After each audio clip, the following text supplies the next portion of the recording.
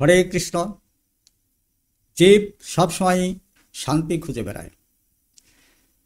তে শান্তি খুঁজতে গেলে বা ভগবানের নাম করতে গেলে কিছু করণীয় থাকে। যেমন দেহকে শুদ্ধ করতে হবে, মনকে শুদ্ধ করতে হবে। মন বুদ্ধি এগুলো শুদ্ধর প্রয়োজন আছে।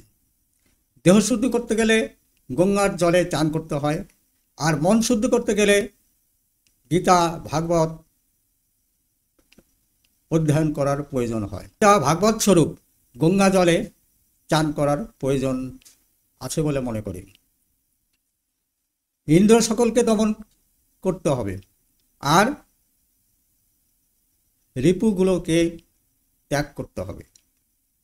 তারপর ভগবান শ্রীকৃষ্ণের বিভিন্ন যে লীলাক্ষেত্র আছে এবং তার ধাম গুণ কীর্তন যেখানে হয় সেসব জায়গায় মগ্ন থাকতে হবে।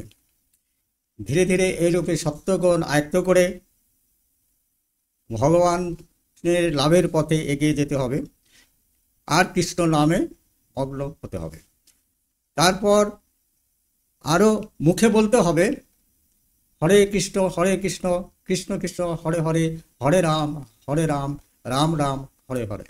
এভাবে জীব মহাপ্রভুর কৃপা প্রসাদ লাভ করে পরম শান্তি পাবে। হরে কৃষ্ণ।